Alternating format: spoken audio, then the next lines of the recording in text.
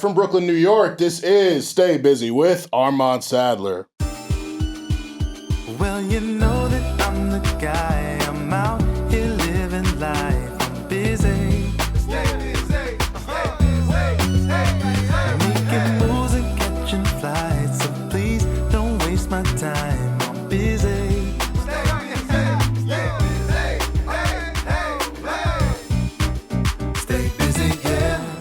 Ladies and gentlemen, welcome to another edition of Stay Busy with Armon Sadler, brought to you by the Revolt Podcast Network. And this is the podcast where we have responsible discussions on the entertainment business and the entertainment culture. I'm your host, head honcho, vegan chorizo Poppy, founder of Bald Nigga Ballers, the Bald Nigga Bombshell, Chinedu, and one of two men to sit in front of Taylor Rooks and not tell a lie, Armon Sadler. I'm here with the gang. To my left is the Panamanian princess, Miss Bring It to Your Front Door, Miss Rarely Seen, Always Noticed, Often Imitated, Never Duplicated, my mom's favorite part of the podcast, Miss 2Bs. What up, gang? What up? It feels like so long. I know, which is weird. We were here last Monday. Yeah. Literally. Same day last week, but seriously. Hey. Yeah. And to my far left is the man himself, Mr. Apple Music, Mr. Are You Sure, Mr. It Gets Biblical, everyone's favorite transplant, and Drip Skylark, his shiny teeth, and him, Will Foster. What up, brother? What's good, y'all? What's good? You know why it feels long? Why? Is because I feel like we have gone through all the seasons in like a week. It was nice. Everybody was happy. Then it got cold. Then the rain today. It's just crazy, bro. My poor silk press. It's like, yo. Yeah, I was wearing shorts last Monday, bro. Bro, like, it was crazy. Now we got a rainy ass. Yeah. Welcome to the, but whatever. We here. Yeah. Eb, I gotta ask you, what did you spend your Women's History Month lunch money on? Yes, thank you. Because I came right on time. I had a little grumble in my belly, and then I got the thing, and I was like, oh. Yeah. So I got some Panda Express. Okay. I fuck with the Yeah. Panda That's Express. I'm new on it. I just recently, Really? tried it out. Yeah, I don't really eat out like that. My family's, Yeah. we Panamanian. Yeah. That's so. fire. Getting put onto it late. Like, that's kind of fire. Yeah, so I really enjoyed it. Even the fortune cookie. There we go. Amen. Love that. Love that. Well, hope you guys enjoy following us at Stay Busy Pod on Twitter, Instagram, TikTok, Facebook, wow, Threads. Subscribe to us on YouTube. Leave a like, comment, share, rating, all the various things you can do on the various apps because it means a lot to what we are doing. If you'd like some early, bonus, raw, unfiltered content, hit the Patreon, patreon.com/StayBusyPod. Want to give a big thank you to Coey for coming through last week. We had a great time with you.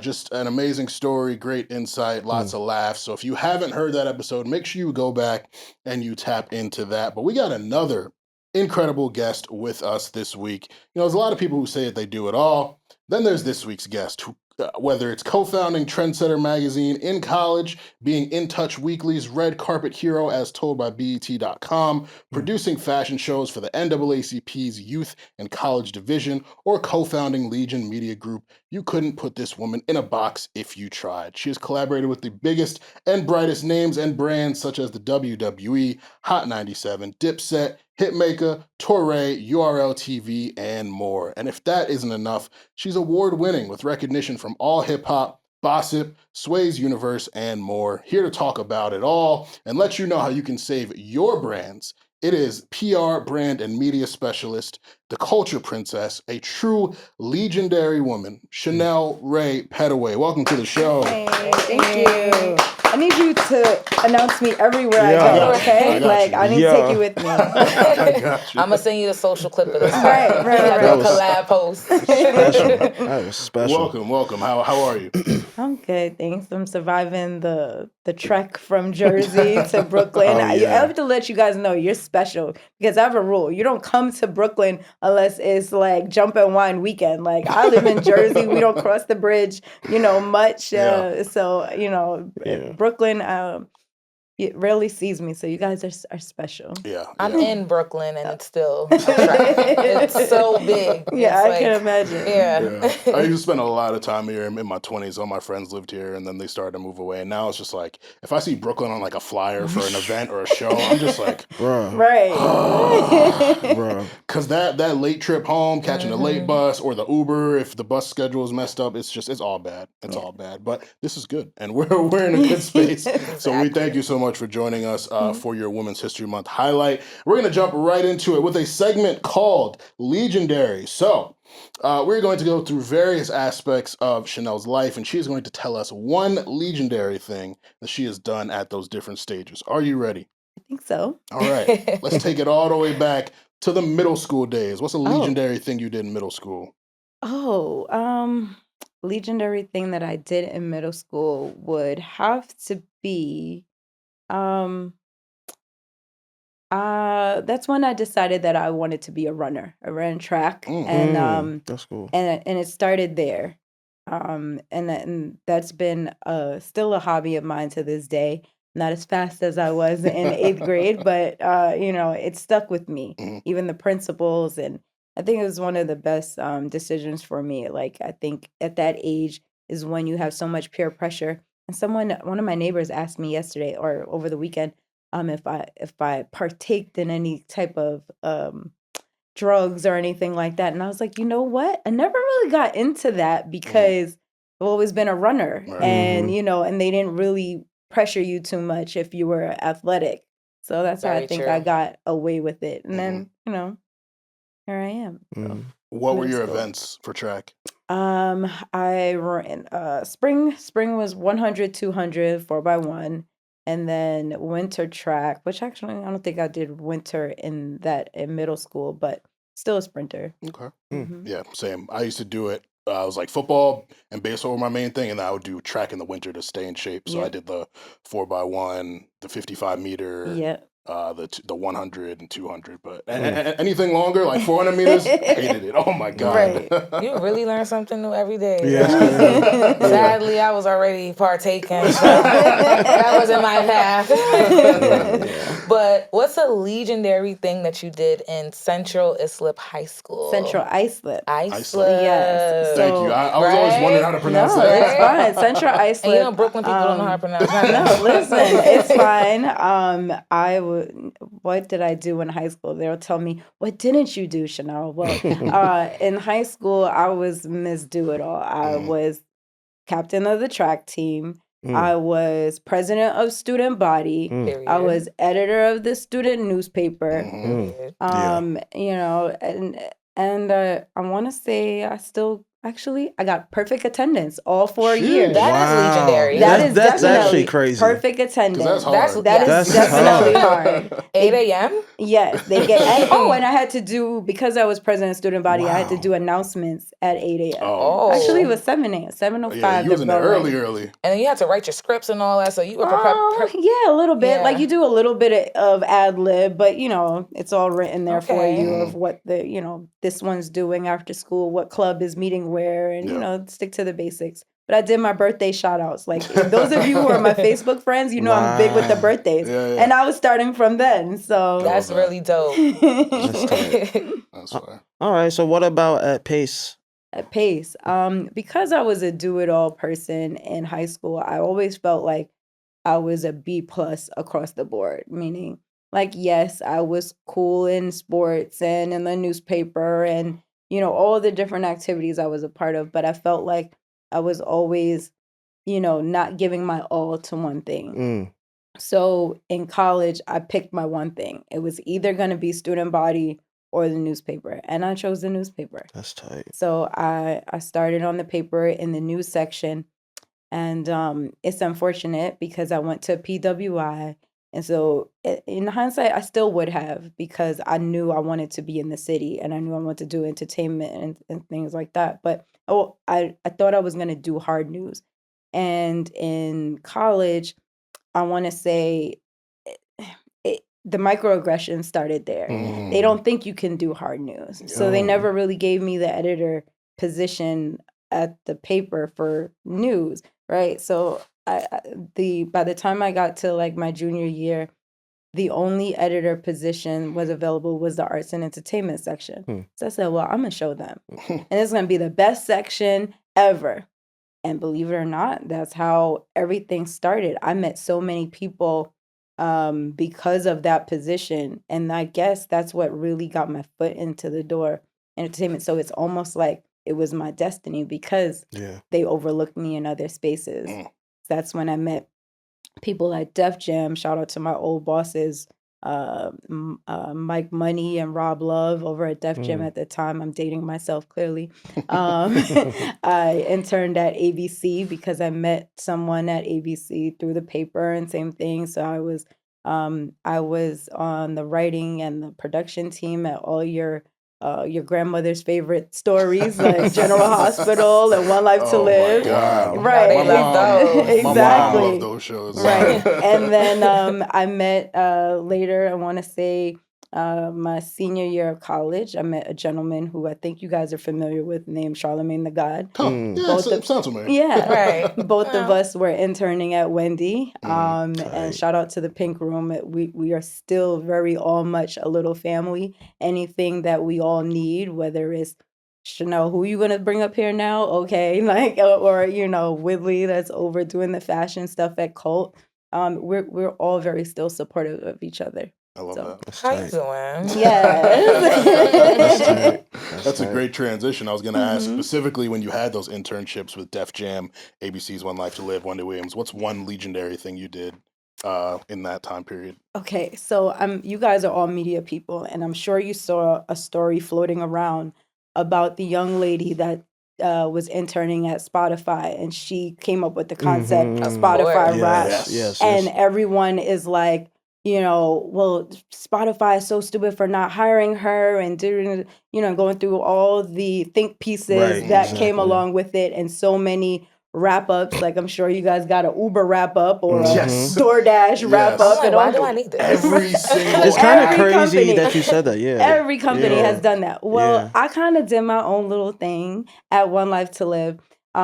So remember I told you guys I'm a writer. I wanted to be somewhat of a writer. I didn't know in what aspect, but it was I had this love for words. And so I'm excited to be in the writing department for One Life to Live. And ironically, that's the show that I knew because my mom, one summer, she had like foot surgery or something, and I had to be her nurse. And sure enough, you're watching the stories now with your mom and grandma. And so I actually started to like One Life to Live.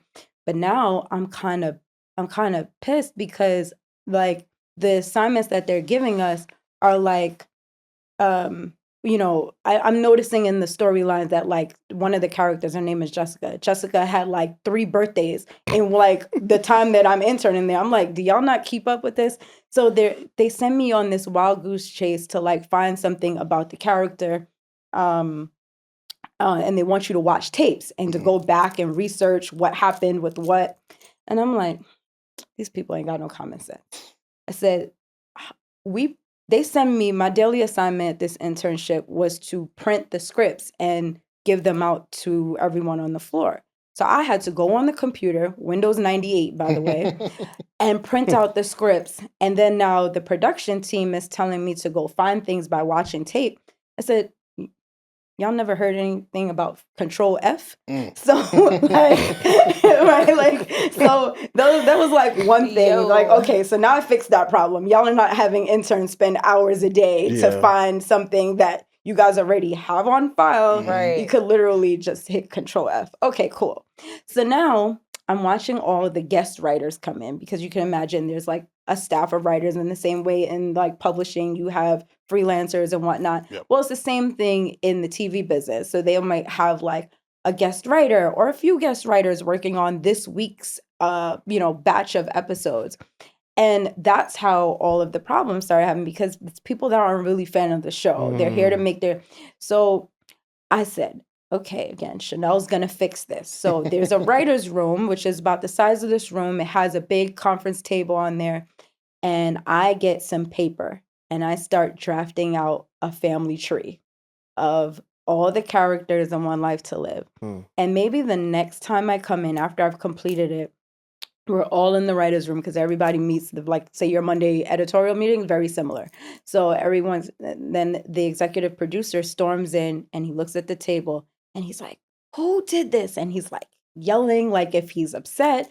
And I'm like, me and my boss is looking kind of like my manager, she's looking kind of like suspect. And she's like, oh, I had her work on it, whatever. And he's like, you go across the street, find someone over at Digital. I want this mocked up. And it became the commercial. So I don't know if you guys ever saw Wow. SoapNet, but it was like this person married this person, had a baby with this person. And it was very, again, I think similar to what happened at is. Spotify, because I literally saw my work being used for their ads and promotional. But here's the takeaway as now someone sitting in the boss seat. I am not, yes, would I have liked a job at One Life to Live and whatnot, but knowing about my destiny and realizing that that's not for you, guess what? I'm able to not only tell that same story about how I didn't just go get coffee. I saw problems in the system and fixed them. And that's what I'll bring up on my next interview. And I'm actually sitting here on your podcast telling you about a situation that I fixed a problem for instead of staying at a company that no longer exists. Right. Right? So I, as an executive now, I would say don't be discouraged. Use that. Tell your story over and over and over and over, because that's what's going to get you the next awesome job where you go and fix that problem, not necessarily staying in somewhere that has a tons of problems that needs fixing. Wow. You ain't wrong. Wow. You ain't wrong. That's dope. Yeah. That's So after college, what is something legendary that you did during your reporter era? Oh, well, that's how I got my first alias. And when in hip hop they always ask you, well, what's your industry name? Well, I've now had two. My first industry name was the Red Carpet Hero, because again, microaggressions. So I'm writing for In Touch Weekly, and as light bright as I am, I'm the darkest person on staff, right? Or not even staff, like just because I was freelancing. But still, so anytime there was any type of hip hop or urban, or what my editor said was my rapper friends at an event, I was assigned to go, and I didn't care. Fine, Hey, F that's it. what you want. That's what you wanted to be. That's what I wanted to Right. be anyway. Mhm. So I went on carpet to an event. This was, I want to say, not Rock the Vote, but Diddy had something that was like, it was That similar voting to initiative? yes, Yeah, it that was vote like Vote or die? Vote or die, yeah. yes, With vote the or die. shirts. Yes, yep. It was Yeah. a vote or die event, and like all the rapper friends, celebrities were there. I will never forget that LL Cool J was there. That was my first love, by the way. Yeah. So Ladies LL was love. there and all of Mhm, that. mhm. And as I'm on carpet, again, the mission is always, you can go on carpet and ask a million questions. Whether your editor is going to use it is a whole other thing. Right. So yes, they would give you questions that they want you to ask. But again, I know that they don't know culture. This is the problem, right? That I need to fix. So yes, I'm gonna ask their questions. But I kept asking everyone, and it was something stupid, like, something about like Angelina Jolie and whatnot. And again, the reference, right? Like, the people on this carpet don't care about that, and I knew that. But again, it's my job. So being as aggressive as I was, kind of got into like a back and forth with Russell Simmons that night, and I just happened to be standing in my red carpet line next to the producer over at BT, and he like started taping and whatnot the back and forth between Russell and I, and that became a story on BT the following day, not just Diddy's initiative and whatnot. And then in BT, they called me the red carpet hero because I was not letting any of the so That's crazy. that was my first alias. Wow. That is hilarious. Mhm. I kind of went off on someone on the carpet as well. It wasn't captured, but it was like a moment. Right. We all have our moments. Mhm. All right. So, what about when you became a publicist? What was something legendary that There's you can been remember? plenty, not to toot my own horn, but I want to say every campaign I look at as something So like what hasn't been done in this space before, or how can I take it to another notch, or to, make sure that it's been done. I don't like to talk about this often because I don't when you get tied to a certain brand, it's very Yes. hard, this, Mhm. and especially when you no longer work with those people, it's hard to, to realign. But what I can say is I've had full circle moments. One particular was Cardi B. I wasn't, and I go on record and saying I wasn't ever told that I would be her publicist throughout her journey. I was on her team, on her PR marketing team, but they were very intentful of telling me, and I really appreciated the transparency, so that there was no hope that I would be along for the journey. Yeah. They were training someone up who was a friend of hers, and that was going to be her position. But I was supposed to be here in the, in helping to launch this batch of artists, and one of them included Cardi B. And I take very much pride in knocking down every door when everyone didn't believe in Cardi. She was a reality TV star. She was goofy. She wasn't being taken seriously, and I remember again hounding every single person, step by step, and finally getting her a placement. I was the person who got her first placement as a rapper, not just eye candy. And I say eye candy because it was double XL, and Manny at the time was the music editor, and Manny and Vanessa wanted her for their eye candy piece, and I negotiated it to the point like, yes, you we'll give you your eye candy, but you better do a freestyle. We better post that first, Right. and and laid out all the terms, Right. and and that was the first placement before a Bodak Yellow, before any of this, and that was the one that made me able to go to someone else and say, look at what Cardi's doing. This is someone to be taken seriously, and to, I guess, formulate the messaging, because at this time it is very seldom people that had an audience that are now trying to be taken serious as an artist. Right. That happens all the Yes. time now. Right. But it was brand new then, and no one was taking her serious. And so I use her as a reference point now that I'm working with Zeddy Will, who had the same issue. Zeddy Will, the name, believe it or not, because I'm speaking to you music execs behind the scene, Zeddy's name is still bigger than his music.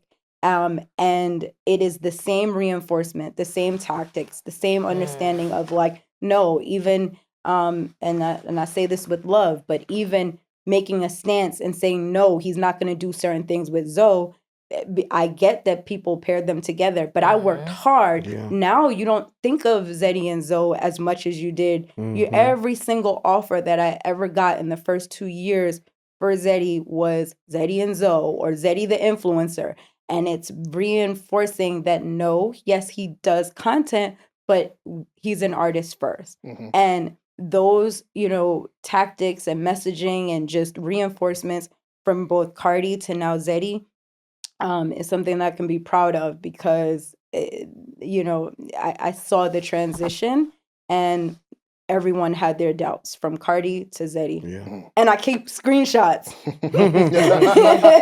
Always keep receipts. Elliot. Yo, No, I'm joking. I no, love you guys. yeah. But still. No, facts. I though. actually was experiencing that when Gangsta Bitch Volume 1 came out. All the dudes was hating on it, and all my homegirls loved it. But out of curiosity, were you on the team when she did the Fresher remix? I don't recall. Okay. What year was that? That It might have been like 2015 or 16. If it was 2015, yes. If it was 2016, no. Because I only remember because it was right after I became a mom at 2015. And that's when it was like new for everything. Like I was going through so much, even this Ye sweatshirt. This is when Chinks passed away, 2015. I started working with Joelle that year, and Salam Remy. And like, it was just so much change for me, both professionally and personally. So that's the only reason I remember. Okay, but we speak about Zeddy all the time too. Oh, We gotta get him on here. Yeah, we love Zeddy. We gotta get him on here. Yeah, for sure. It's Crazy. crazy you brought up Cardi too, because we did like a look back at Gangsta Bitch Music Volume 1, like her like early stages before Bodak Yellow. So just so that was good. That was good. right there, And I remember witnessing firsthand that disrespect or like that undermining that she experienced. Absolutely. Like I was like, wow. Wow, insane. So after you started Legion Media Group, what is the first legendary thing that you did when that entity was formed? I want to say it happened right before then because the reason why is very reminiscent to the weirdness that's going on now. We were talking about before we officially started. It was summer of 08. I'm dating myself. It was summer of 08. And again, I'm freelancing for In Touch. I am full-time at advertising age. I'm still in my like writing bag, right? And thinking that that's where I'm at. And I want to say that summer we get a call from the NAACP. And they said, "Hey guys, do you remember that that fashion show that you guys put on during college?" So at the time, again, you mentioned that we started a magazine. My partner Ian and I, we started a magazine in college, and to promote the magazine, we would put together these fashion shows that we would have an artist. And actually, one that I recall was Keisha Cole. Oof. So imagine we'd have the cover of Keisha Cole on the cover of our magazine, and then to promote that magazine, because I went to school right here in Pace, but our magazine was for all the college kids throughout the boroughs. So the writers, so the writers were in Baruch, NYU, BMCC, all the CUNYs, City, all like, I went to Brooklyn College. And the PWI. We went to Pace. St. John's, we had writers like, so it was our magazine to connect us through different schools because New York City was our campus. Yeah. Smart. Wow. So anyway, so we would put together these fashion shows where kids could come and watch the fashion show, see the performer, and pick up the magazine, right? So and connect it all together. So anyways, the NAACP says, "Hey guys, do you remember those fashion shows they used to put on?" And I'm like, yeah. And they're like, "Well, it's our centennial. Do you guys think that you could do it again? It's going to be at the Marriott Marquis in Times Square." And we're like, "How much you paying? What? Like, we're fresh out of college. Like, you ain't telling no college kids in the summertime that what? No responsibilities. Right, exactly. So I'm like, hell yeah, we could put on this fashion show." So my partner Ian, he produces it. He gets like the emerging Black designers, and he books the talent. And remember, I'm working for In Touch. I'm like, I know a bunch of B-list and C-list and D-list celebrities. I got little publicist friends now and little writers and, writer friends. So I'm like, I could put together a little red carpet. There's nothing. And we do. And I don't know if you guys remember the name of a gentleman named Barack Obama. He was, I was like, he was running for the primaries at that time. Yeah. And he spoke at the Centennial, a few floors down, because this is the Marriott Marquis we're talking. So the Centennial's out there.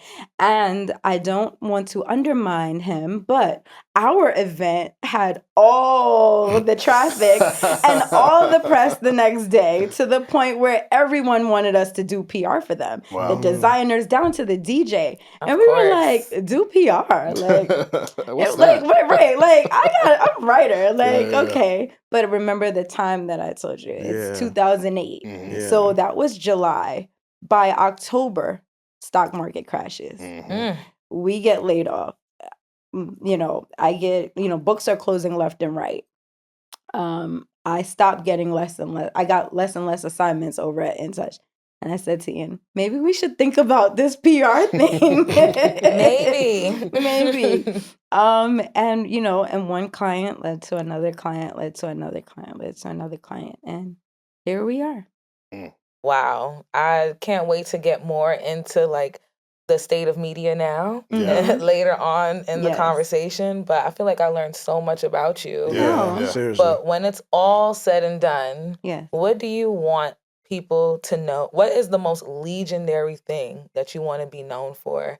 It can be something that you've done in your career or a character trait. That I was a great mom. There I it love is. that. Amen. I love that. Simple as that. Simple Period. as that. That's a good one. Period. That's it.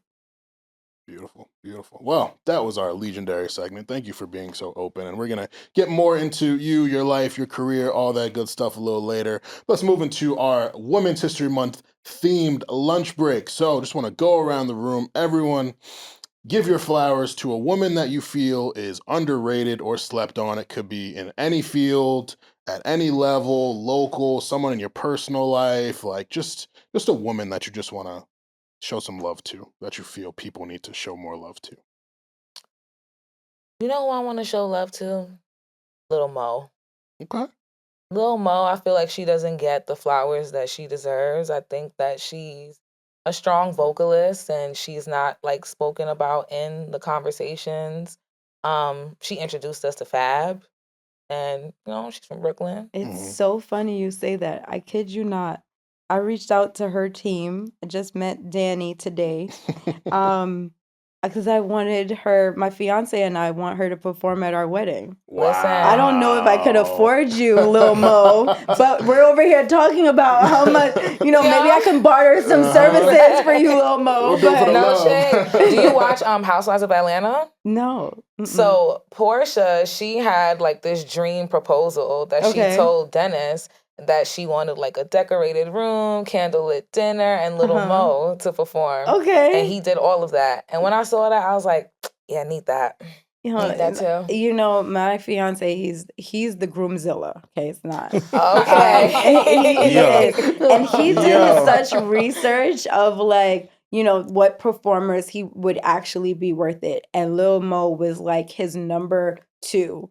First woman, if we were going to do women. So, but, in his ranking. And he was like, because she takes such good care and time and like really makes the performance about the bride and groom and not just a check, right? It's like, and that made such a difference. So I'm very eager to get that. We'll see, but because it depends on her availability. Randomly talking about her, right? while That's you're a here. sign. Yeah. That's such a sign. That's manifestation right there. Yeah, because I just thought about that on the spot. So right, that's so crazy. That was crazy. This is really scary. Yes, right. Legit. I'm really intuitive too. So yeah, manifesting for you. Okay. I love that. I love that. How about you, Will?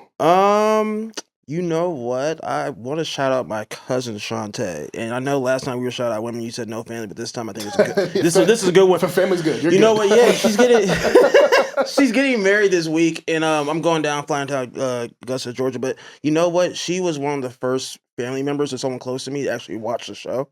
So it was just very. Shantae. She like always comments and like always says like just interested in anything that we're doing. So. Congrats, cuz. Yeah. Thank you for the support. Make sure you like, comment. Right? No, so shout out to her. Yeah, big facts. How about you, Chanel? I was thinking about this all day because I feel like I'm very much like I tell people because I'm such that person of like I tell people they matter. I've lost so many people in my life. I am very on that all the time. But one person that I don't feel like I do enough of that is this one lady that is a part of my family's life. She's a teacher out in Central Islip, but her and my mom became friends when my mom was a teacher. And, when you watch someone and you think, because they do so much for the community, for your family. And I thought our family was special. I thought she was our Liz. But apparently Liz does this across the community. And she's there for everyone and everybody. And you ask her for anything and she's just down to support. And I want to shout out all the teachers, not just my Liz, but all the Liz's in everyone's community because yes, we always say that, it's the teachers that care. My mom's a teacher. My siblings are both teachers. But it's more than that. It's the people that are truly the dot connectors, the problem solvers, the fixers. And they see the problems and not just see and gossip about them, but Yeah. how can I be a part of changing a community? And Liz Paul is definitely that. We all need a Liz. So Yeah. shout out to For Liz. real. Shout out to Liz. I want to give a shout out to all of the women who were on staff with me at Vibe, my first staff job ever, who were unfortunately impacted by the layoffs 5 months ago. I thought we had one of the best staffs in the game, and Vibe got a lot of shit, some of which I kind of understood just because of changing media landscape and us not necessarily being to the level that Vibe was in the 90s and 2000s, but I loved working with all of them. Regina, Maya, both Mayas, Amber, Jessica, Demisha, like we just had some really incredible people. I know that they're all either creating their own opportunities right now, looking for jobs right now, and I hope they all land somewhere great because they're very deserving of it. And yeah, like I said, we got a lot of shit, but we had a lot of talented people who deserve more. So I miss them. And yeah, I'll co-sign that for you. I love the women on your team, and I've been a fan of Vibe from day one. I ripped out my magazine covers and put them on my wall and all of that. And we talk about our media. I guess how I stand for media. So most of the people that I know that stem from Vibe, whether it's Rob Kenner to Daytwan to whatever, like I pinch myself knowing that I know these people and that they're in my phone because I'm in college writing and thinking, oh my gosh, I can't wait to write for Rob at the time. But then meeting Daytwan, who was over at Uptown, and I actually met him as I was transitioning into PR. He actually, for that same event, Daytwan gave me a bunch of Uptown magazines for that same event. So it's so funny how it's full circle. But the women, especially too, like it's just the poise and I met there was another young lady that went to Netflix. What was her name? She was over at Vibe first. Anyways, I can't remember. I don't want to put her on the spot. But the point is there's so many good people that come from the Vibe era and I see them all on LinkedIn now, and we still keep in touch. So kudos to all of them. Facts. I love it. I love it. Let's move into this chat. This past weekend, very big weekend in the cinema and film world. Obviously, y'all know I'm not the big movie guy, so I'm gonna definitely be throwing it to our movie people on the show. But the Oscars happened. Awards were given out. Some people walked away with nothing, but some notable winners. So One Battle After Another won Best Picture, Best Directing, Best Supporting Actor for Sean Penn, Best Writing for Adapted Screenplay, Best Casting, and Best Film Editing. Sinners received Best Actor from Michael B. Jordan, shout out to him, Best Writing for an Original Screenplay, Best Music, Best Cinematography, F1 won Best Sound, Frankenstein won Best Production Design, Costume Design, Best Makeup, and Hairstyling. How'd y'all feel about the awards? I know the big conversation is one, Timothée Chalamet walked away with nothing, and Michael B. Jordan winning Best Actor, and then people feeling Sinners deserve Best Picture over One Battle After Another. So what were y'all reactions to everything? I saw a tweet that said, don't worry, Timmy, Leonardo DiCaprio didn't get his first one until he was in his 40s, so he got ways to go. Seriously, though, they make him wait, especially the Academy. You know what? I think it came out a little too late too. It came out on Christmas. I don't think it was eligible. Yeah, it was just like it was just too close, and I just feel like people didn't get to sit with it. And then I do think he rubbed people the wrong way, but not in a way of what he said about the ballet stuff. I don't know if you guys seen that, but I think more about the promotion was just so over the top. I think it just made people kind of. Yeah, I still didn't see it. You saw it? Which one? Marty Supreme. No. Yeah, I see. haven't. Yeah. You watched it? I did. Seen it one time though. Like it was He like said, it's not Sinners. like you know what I'm saying? It was like I just seen it one time. Yeah, it was cool. It was cool, man. So it apparently was eligible. Okay, but it just won nothing. I just think people just bro. I don't know. Yeah. I think Sinners and One Battle Another really was heading that's what people really cared about. Which one of the movies did you see? I did see Sinners, but I didn't finish it. And I know that sounds crazy. But you fell asleep? No, we we said we were gonna come back to it because I didn't know if it was gonna be gory, and we have my son in the room, so it was one of these things where we never got back to, Right. and we said even now that we have to go back and finish it. But, so I'm kind of embarrassed to say that, but it's okay. I haven't seen it either. Okay. I'm not a big movie guy, but now with the conversation about like one battle after another versus that, now I want to watch and kind of have my own perspective on it. Because like all the debate on Twitter, I've just kind of been on the outside looking in. Like it's funny how movie fans kind of operate like music and sports fans, the way they like argue and stand on their shit. Like it's like, oh, it's crazy over there. I'm on the outside, but So now I wanna actually understand like what the debate is, but. I do think like Sinners, one, because it's like Ryan Coogler's involved and Michael B. Jordan's involved, like obviously the community is gonna ride for it. But people talk about one battle after another, like that's like some cinema gold. So I'm like, all right, like I gotta tap in. Now I have to see that. I mean, what you thought about it, Will? It was my pick to win, like to win the best picture, but I think, the movie, it was long, so I know a lot of people just didn't see it. The ending was amazing. The car chase scene, all that stuff is amazing. Chase Infinite, like it was amazing cast. Like the way they casted that movie was amazing. But I could see how the community and just people in general, like Sinners had like a real impact on like culture. You know what I'm saying?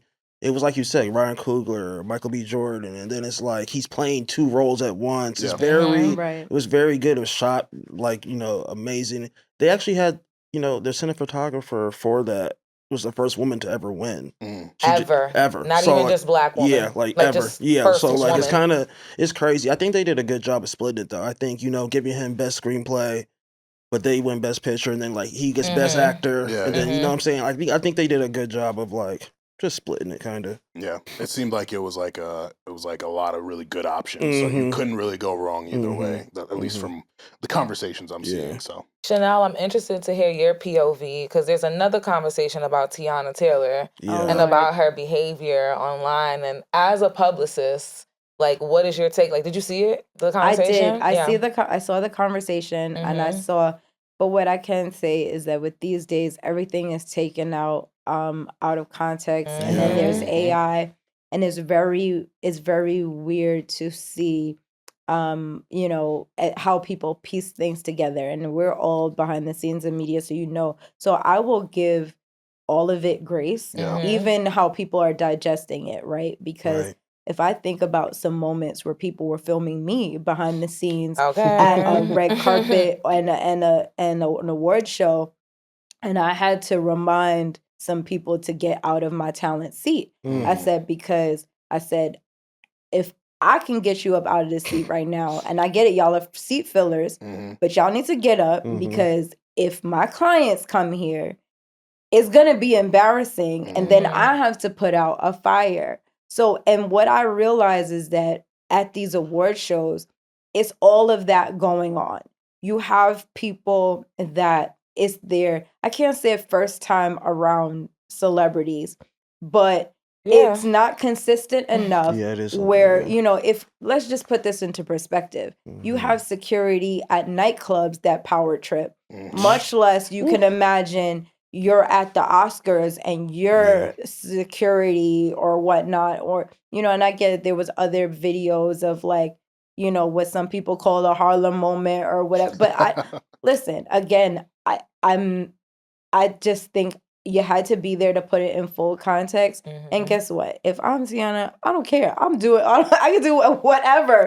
Because I'm like, the year that she's had is just phenomenal. So I'm not going to critique it on either side, because even if I'm as a fan looking through it on this lens, it's like it does look kind of weird, but at the same time, just again from knowing the things that shenanigans that do go on at these events, like I have to go to iHeart next week. Zeddy got nominated for iHeart Awards, and I don't usually go to LA because I have a team member that's out there, but because this is Zeddy's first nomination and first time as being talent, and there I can't risk certain moments where could be a red carpet fumble or him not sitting the right place or like all of those things are learned behaviors. And so you can't really take any chances. So I'm gonna sit this one out of saying I need more info.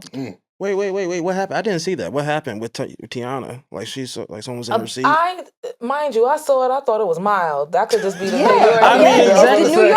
I didn't really. It didn't even come across. It was various I didn't things. expect like think piece. I didn't expect discourse to come out of it. But like someone apparently, most likely a man, was being aggressive with the women there, and she jumped them. Right. As the most powerful person, most likely standing there at the time, and can probably throw her weight. She did it. Right. And the internet was also speaking about like when she went up to accept the award and she had her arm around her castmate and like did like a fake like they were being playful they were doing like the respectability politic thing with her. So I was just interested to know like how would a publicist like navigate a situation I like think that. you ignore it. I think she has no reason to have to like especially that part, the end one, the one about the security. No, I think she needs to check people again publicly. Like these things, because you saw it, at cons with it's just it's repeat. Like they get way too aggressive, and it's like the power tripping is a real thing. Yes, and of course it's easier to do to a Black woman. So she gonna let you know, nah, not this one. Right, exactly. In their minds is what I'm saying.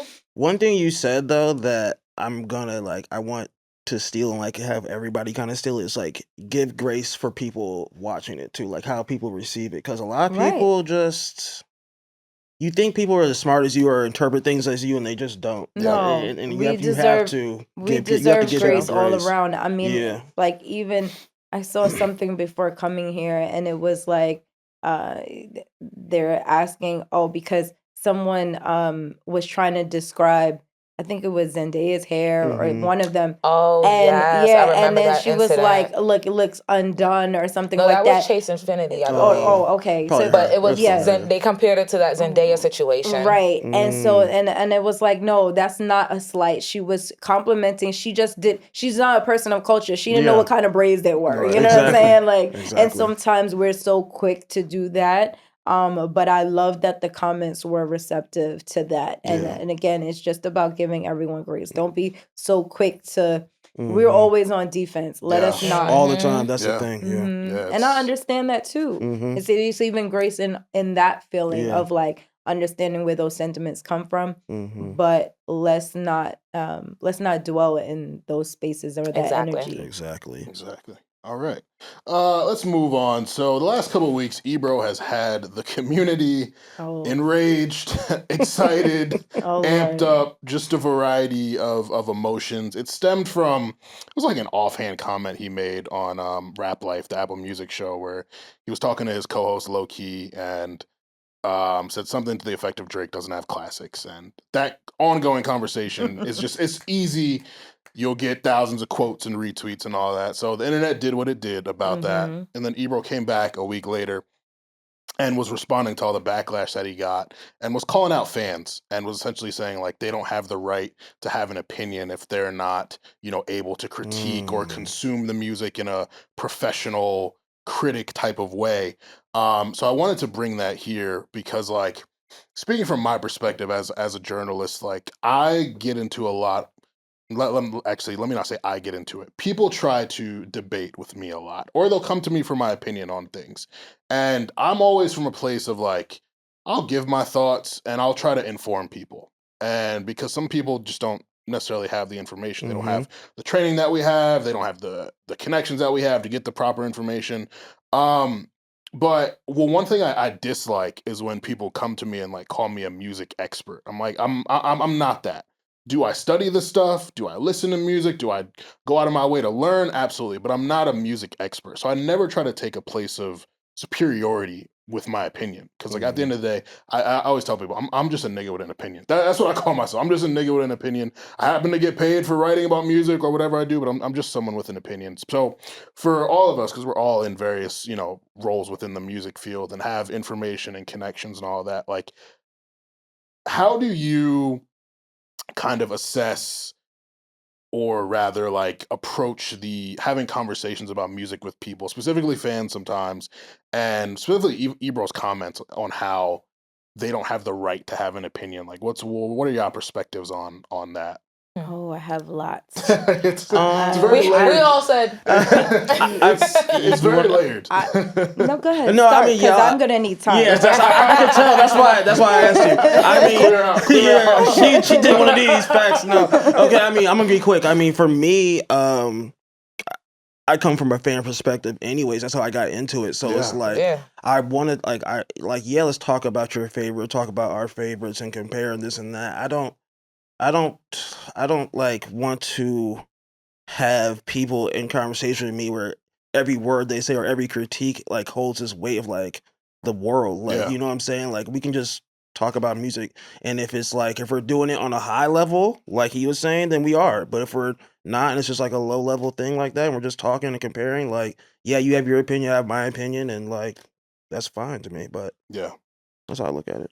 Two things. I hate when I see people speaking like they're experts online. Though. Yeah, I agree. And don't know what they're speaking about. Thoroughly like, hate that. It's like, just talk about the music. But what are you talking about the music business for? Like, do you like it? Do you, like, that's let's talk about that. Yeah. And two, it is annoying the way people approach me with conversations about music. Like, if I say I don't like their music, man, they make it a point to prove it to me that they got a hot song, and it just be like, man, I'm not an A&R anyway. I just I don't like it. Yeah. I won't like it. It's the double-edged sword of our opinions holding weight. Like, people want our validation. They want us to validate their opinions, and it's like, bro, feel how you feel. My agreement or disagreement should not change how you feel about something. If I'm giving you facts on like credits or what year this thing happened or whatever, like factual things, sure. But in terms of subjectivity, opinion stuff, feel how you feel. Like,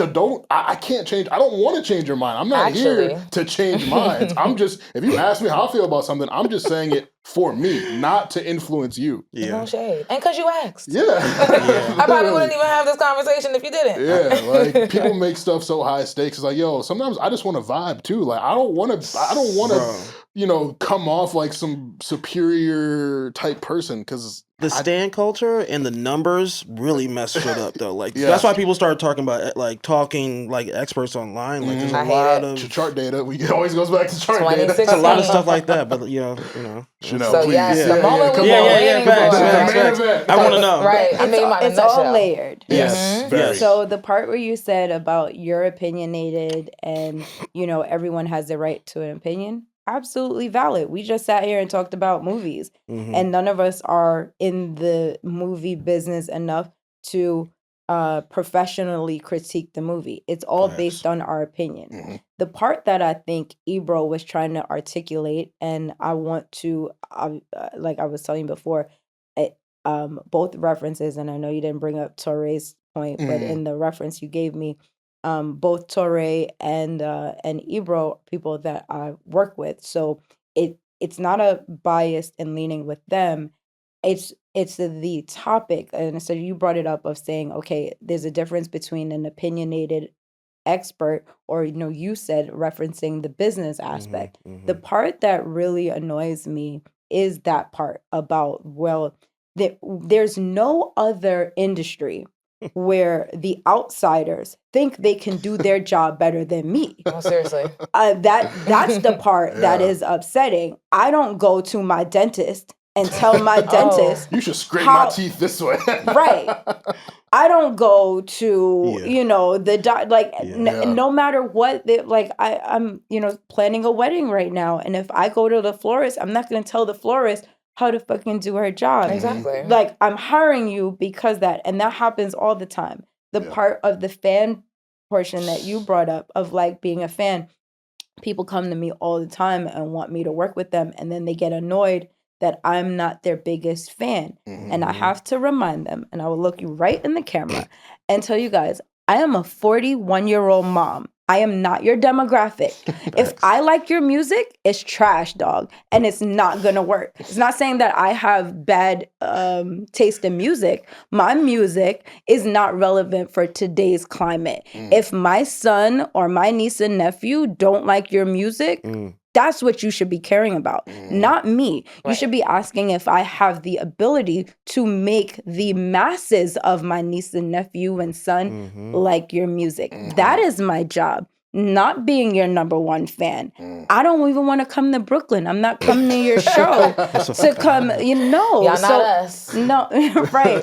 So I think, again, it's super, super layered. And the point about everyone can have an opinion, sure. But again, what Ebro was trying to say, there's a difference between having an opinion and talking as if you were an expert regarding the business around this. Yeah. Now, and I didn't watch the full Apple interview, but in the clip that was sent, it is literally talking about the people that claim, that his professionalism, no matter, we've all gone to school for these things, have life experience, gain on that. And, and for someone that just, listens occasionally to music is where I think we have the issue of, does our opinion matter over someone else? It really depends on, what the question is specifically. If it comes about your opinion, then sure, your opinion should resonate the way anyone else's. Yeah. But the expert, I do believe you are an expert. Thank you. Because it is, look how much I can't even imagine what your inbox looked like on a day. And so I'm sure you could tell right away which were gonna have longevity and which didn't. And that's the part that makes you the expert of seeing trends before they happen, of being to an analysis, okay, nope, I'm not even going to, I may like this, but this won't last in today's time, so I'm not even going to waste my time with it. I'm sure you've made your decisions like that in the past. That does make you an expert, sir. Sorry to tell you. But those are the things that it's our experience and seeing something repetitively that make us experts in this field. For sure. So, quick question. You like that new T.I. song, Let 'Em Know? That's a good question. I do like it. Yeah. And so that's the hesitancy of like, okay, then again, who does this work for? If Chanel likes it, you may have an issue there, dog. This dude on TikTok, he posts his mom. She basically wrote the song. She's like Jamie Foxx Gang Gang. That's like her with that song. That's funny. But yeah, no, it's like, and thank you for the validation. It's like, I definitely do hold my knowledge and analysis to a certain point. Like, it's just like certain conversations certain people can't have with me, so I don't even get into them. But Is what it is. I don't necessarily love when like people in our positions like throw their weight around in a way. Like that's kind of where like I don't Ebro's message I agreed with to a degree. I think it was just like his delivery of it. He was just it's always about, my mother always says it's not what you say, it's how you say it. Yeah. And so, I believe in treating people like people and all that, but let's also be real. Like there's male egotistical and like on every aspect. And, I've been around Ebro so long that I don't even hear it. Like it's just, it's just noise. Ebro. Right. It's white noise. So I don't even hear it sometimes until someone points it out. And I'm like, what are you talking about, Ebro? That happens all the time. But that's in every industry too. For sure. It's just that ours is public facing. And so I'm sure if we go back to my dentist reference, he probably talks to his staff a certain, that doesn't make it right. I'm just saying that we're the ones with the cameras on us. Right. Yes. Yeah. Very true. Yeah, They leaked something on my way here. I saw a leak from JP Morgan, one of the executives, of like how he was talking to his staff about why they won't have like Zoom culture anymore and whatnot. And the way he was talking to them people, I'm sure, HR would, have a fit. But again, we have the cameras on us all the time. And that's the issue. Yeah. Them cameras. Yeah. For sure. Yeah, I do wish like people were okay being fans. Like in this era now, everything is content. So like a person would get a couple of viral tweets talking about music, and like people will like their playlist, and they're like, "Oh, I should be a journalist or a podcaster." Bro, or it's like, nah, actually, you could just be a fan. You could just keep the tweets, to the timeline. You don't gotta. But I get it. Like everyone wants to be something, and there's like this social currency that comes in in music, like being For able sure. to have an opinion that people check for and people respect. And so I get it. Like that's kind of what intrigued me to get into the field to a degree. Although I love music and I love writing and storytelling, like the idea of just being a person in this space, like it was The intriguing. But then, validation. yes, exactly. But then you get there and you kind of realize, like, yeah, you know, I have a responsibility and it's important, but it's not necessarily all it's cracked up to be either. It's just a job. Yeah, it's a It's a job. fun job. Yes, yeah, exactly. And so, I tell people now all the time, like, again, I love the life I've built for myself. I'm so grateful for all these opportunities, but sometimes I do miss just being a fan because people can't see me as anything other than Armon the journalist sometimes, and they want to have these in-depth conversations with me when I'm at a party, and it's like, yo, I just vibe. Let's just vibe out. Oh, did you guys get like bombarded when like all the big things happen? Like for me in my social circles, all of the even PTA moms and those type of circles want to talk to me about the Diddy case. Oh, And I'm yes. like, what? I went to go see my goddaughter, and, Shit, like her what? mom was on the phone with a friend, and the friend was like, "Ebony, I want to hear what you think." I was like, Right, "Mommy, you what? should have seen my baby." I don't want to. Right. I'm off the clock. Like, Right, Yeah, and, like- and I don't think they get that. Yeah. That's the only Yeah. annoying part. Yeah. And then I try not to disrespect that either, because it's Yeah. just like, oh, you care. Like, Right.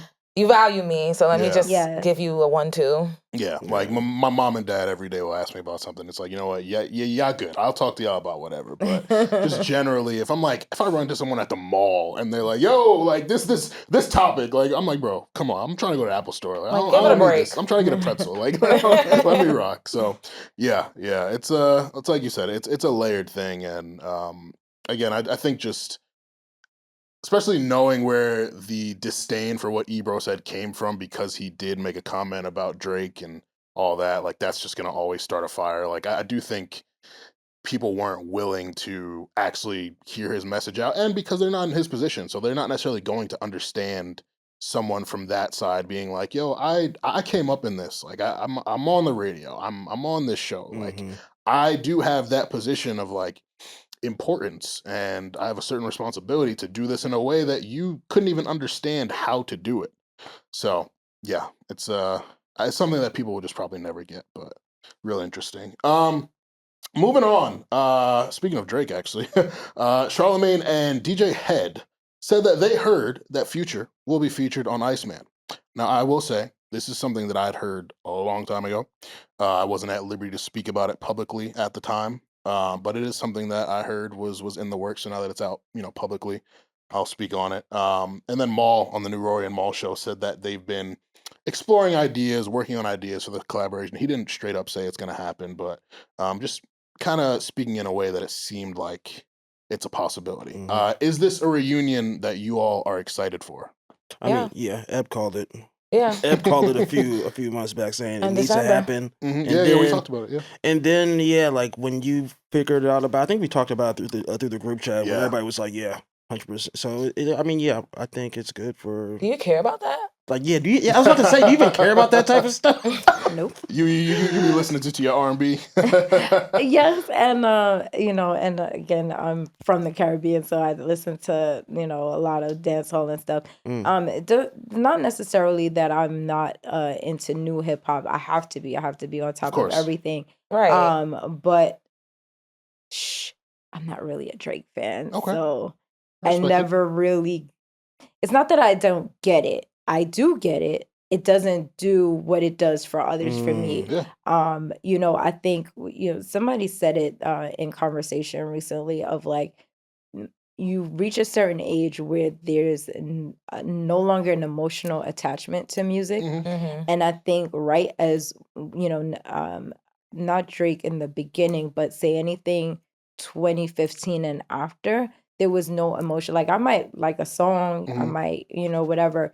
But I think when you become a fan of someone, there is this emotional attachment to For them. sure. Because on the flip, I am a J. Cole fan, and I've still felt that attachment along the way, but it never really had that with Drake. I like, some songs, but if I could put it into perspective, even on the R&B side, like my sisters, they're about 5 and 6 years younger than me, and they have this attachment to Chris Brown.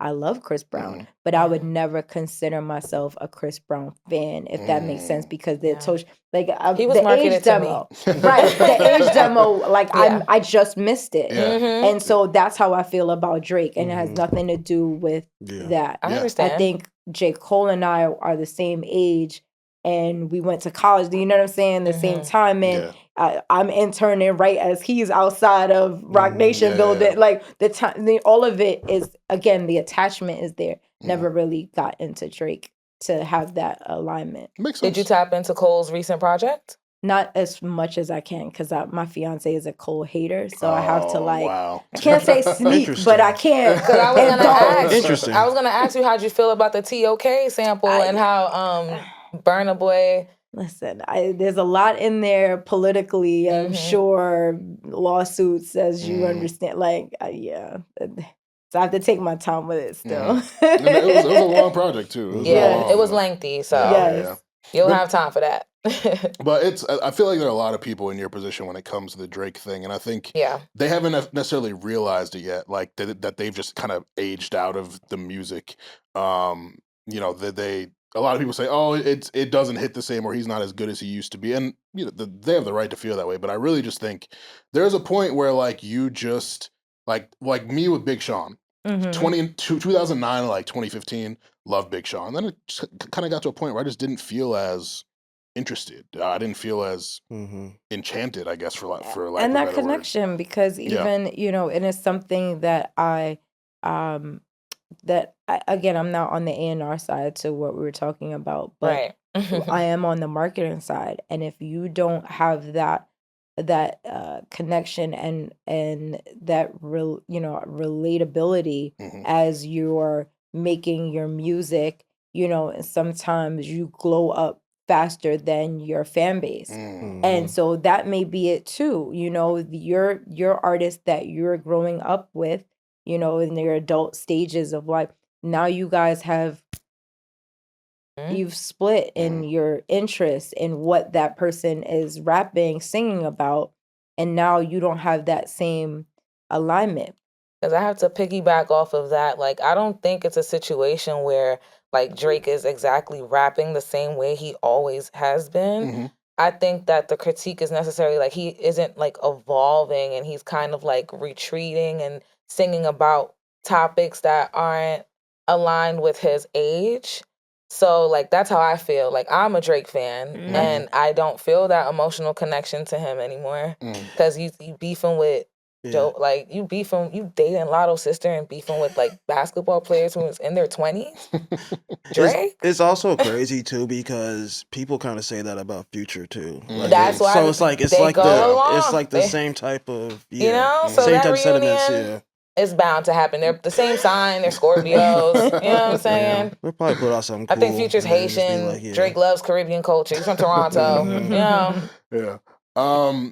Does it make Drake look any kind of way to y'all to reconcile with him? I've seen a lot of, he's pussy on the timeline, or I can't believe my GOAT would do this after what 2024 was. He got to get some type of friends again. He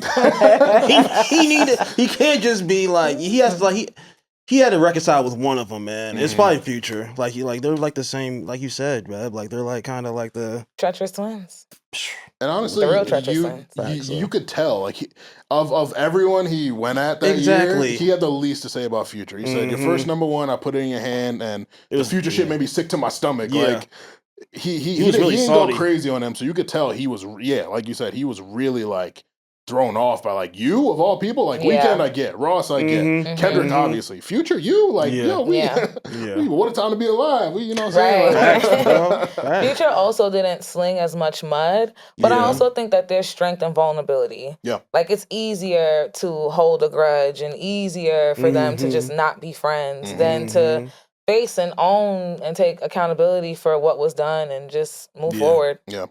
Simple as that. So I love seeing, people piece up in hip hop. Like it was dope seeing like Ice Spice and Lotto work last year. And they didn't even have a crazy issue with each other either. They seemed real petty. I couldn't believe that actually happened. But anyways. Right? It gave PR stunt. I'm gonna be honest. I mean, probably. It was crazy but, to me. I was just to like, see it on the surface because I wasn't convinced. That's why I was just like, Lotto she rode through the Bronx playing. What she was playing? She was playing the diss through the Bronx. That gave part of the rollout. You see, I was just like, what's going on here? But because I feel you though. I understand. I want to see Cardi and Nicki. That will be some. Oh my God, the world stopping. You guys are really like on some Gucci Man Jeezy type.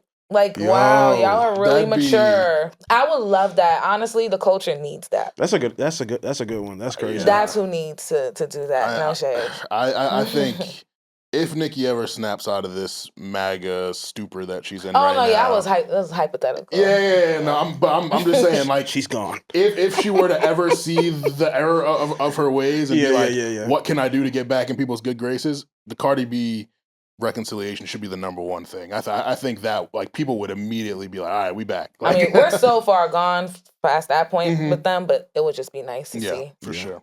It'd been crazy.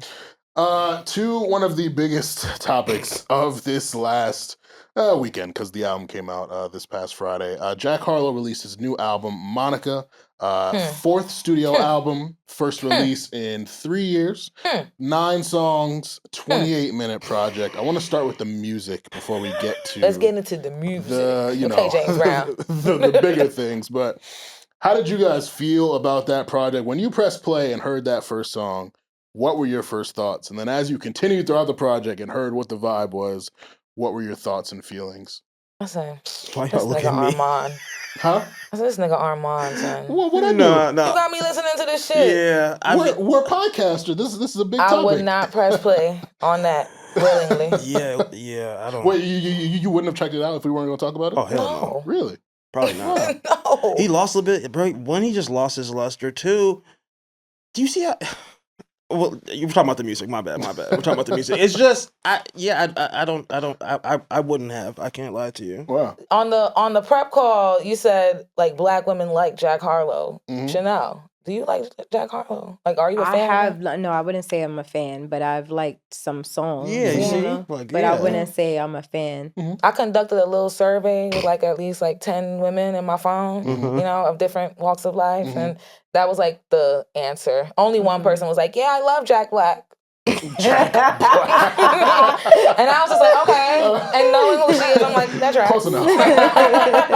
That's funny. Yeah. But yeah, I like a few songs. Right. I mean, I went to Miami when that First Class song came out, and when me and my girls were lit, that was like our little soundtrack. Don't get me wrong. Okay. He made up there. We was turning up in Miami. bro, he's making songs with Lil Nas X. It was cool. It was like Love is Dro. Hard. Yeah, I was like, wait, hold on, how you got that Static Major feature? facts. I So like it was that. like it was cool. I like that. Yeah. But A few songs is perfect, like how she just says. But People liked a few when I was songs. playing this, I'm just like, bro, I know the flame is already out for him. So it's just that when I go on my Spotify, I will literally scroll past. I wouldn't have even clicked on the Popcast link if you didn't send it in the chat. Yeah, like, I know. I don't stop and scroll at every single thing that's trending.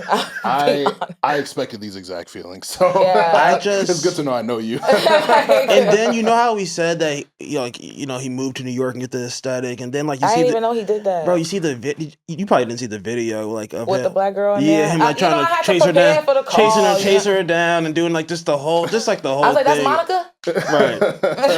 They call him a knockoff John B. I'm like, Jesus So Christ. the names, you saw the names.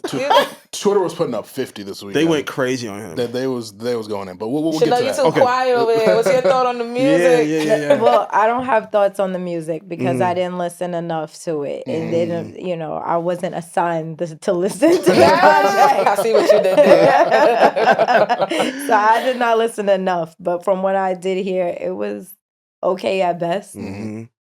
I think that we give too much people access to our even opinions. Like I'm annoyed that this is even another topic because it's like all you're doing, and I say but everyone that is continuous to give is that word that we brought up before, validation. Mhm. They have no validation. So, and they only have it if we give it to them, Exactly. Yeah, they got us again. He got a play out of me see, because the stage seriously man. though, like I'm like, man. I really want to know, like, I don't know, I don't want to know what he's thinking, but like, did he plan for this to happen? Like, do you think? Because the way he said blacker, he didn't even stutter when he said I got blacker. Yeah. And he sat back in his seat like. So we'll get to that real quick. I'll give my quick thoughts on the Go music. ahead. Then we'll talk about everything. Sorry. I'm just my first listen. I was like, this sounds like some like elevator music, some shit you might hear in like the lobby at the dentist, maybe a coffee shop. See, that's the expert in you. Yeah. Like I was like, okay, like I see where you were going with it. He's not like a singer by trade. He wasn't, he didn't come up that way. He came up as a rapper. He's done some melodic joints throughout his career. So like this was this like kind of DNA was always there. I never thought he'd go full R&B album with it, but it's just like it's definitely one of those albums where it's like if somebody else did this who was a better vocalist and just had a better touch on this type of music, it would have been out of here. Like it's fine. When I played it the second time, like it grew on me a little more. I think the song Prague is actually really good. But yeah, just when I go to this music, there's a bunch of albums that I'm going to go to before this project. Again, it's only been a few days, so if I play some more, maybe I'll feel differently about it. But like, it wasn't bad. It was just kind of like, okay. Like I always give credit to artists for experimenting, but more so like stepping out of what people knew you for. Like, and it kind of made me almost have to rethink my perspective on Jack, because when we talked about the album announcement, it was like people don't really seem to care anymore. He hasn't had a hit in a while, but he's just at a place where he's creatively inspired to do different things. And while this album may not sell what his second album that had First Class on it did, that's not what he's looking for. And so we can kind of transition to talking about the interview now, because I listened to the full podcast interview. I wanted to know. I wanted to know the context on the blacker comment. I wanted to know responsible where he right. That's what we do. Responsible opinions. That's what we do. Okay. So I listened, and when he spoke about where he was at, I was like, okay, this all makes a lot of sense now. Where he at? He wasn't interested in making hits anymore. And in a way, it's easy to say that when your music isn't catching on. Right. Because I was like, he ain't want to and he couldn't. Just last year, he dropped a record with Doja Cat that didn't go anywhere. So it's like... And I'm pretty sure he thought it would. Sometimes you pivot because you can. Sometimes you pivot because you have to. Okay. And so I will definitely kind of walk that line of accepting what he said, but also understanding, convenient. A lot of people throughout his career thought he was eventually going to make the country pivot that a lot of white artists make. I personally never thought that, because I know Jack's crew. I interviewed his crew called The Homies, a bunch of black dudes in 2019. He came up with them, played basketball with them, made music with them. They're all out in Louisville. That's why he's comfortable. I'm gonna say that's why he feel validated. And so with this foundation, it just never seemed to me that he would make that pivot. And so I appreciated in the interview, he didn't, because a lot of niggas like to say, oh, I'm not a rapper, I'm an artist. And he was like, no, first, I still always want to be recognized as a rapper. And so I give him credit for that, because we've seen so many white dudes just set rap aside and be like, nah, I'm an artist, I'm a rock artist, I do country, I do this. And then like speak down on it. And he was just like, nah, like that's not where I'm at. I'm not, I might make a rap project, the next album. I don't know. Whatever is inspiring me at the time. And so I give him a lot of credit for that. When it comes to the blacker comment, I got blacker. Clip culture on social media is another double-edged sword. We obviously participate in it as a podcast. You put something out to spark something in people, to spark commentary, to spark conversation. In an ideal world, people will go listen to the full thing, but if you can get a comment out of them, a like out of them, a share out of them, and some traction, that's really what you're going for. And so a lot of these hip-hop pages, which are funded by these betting websites now or whatever, like that's what they're trying to do. They're just trying to get their likes up so they can get paid. And so that one was clipped in a very specific way where it came off as if, and also the people interviewing him on Popcast, it's not like Jack just voluntarily came out like, oh, I got black hair. Like That too. they asked him. they asked him a Of course, question. of course. And he was answering within the context of his music. He wasn't saying he as a person got blacker or his identity, he doesn't see himself as blacker. He's just saying, of all these white artists who make rap and then leave, I instead got closer to the sound by making an R&B soul Look type at you. project. You should be a publicist. You gave him the messaging. Because I was like, what part of the clip was clipped up that people misunderstood? Well, it's clear people misunderstand it because they're acting like he said, how was it clipped? Because you said like clip culture. Like how was it clipped? Like I'm or pretty is that what he said?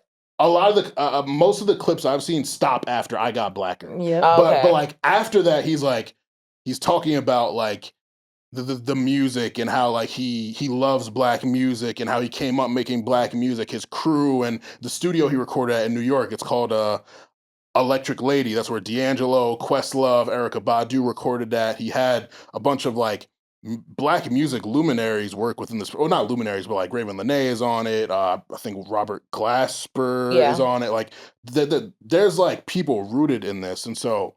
And again, it's so funny you said I'm a poet. Like for me, I'm just trying to bring the facts to the conversation because like I think a lot of people saw that clip and just ran with it without seeking out the kind of the complete thought. And I think that's just really unfortunate for him because people are calling this like a PR nightmare, and it's like.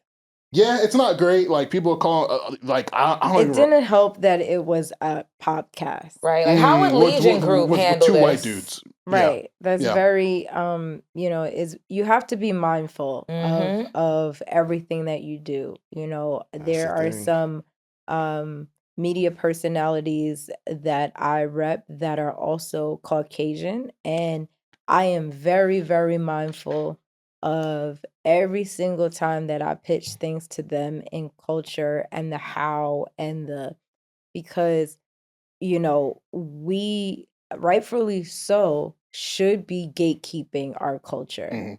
And it is, and so sitting on the other side of it, of having to, pitch, who not only are clients, but they're my friends. And so I do know the full context of their character, and can vouch and co-sign and be their ally to their plus one to the cookout and whatnot, and I would definitely co-sign them 1,000%. But I'm also again mindful of perception and the not giving grace and the and then to how we just said of that he got too comfortable and making sure that we have I remind mine like they don't know you like I do, so you can't even get that comfortable. And it's like it's saying that there's a time and place for everything, right? Sure. So the same way your mom said, listen, we got company, it's the same way. Like you have to show respect when you're in other people's homes and whatnot. And so that's all I would say is be cognizant of, okay, where you are.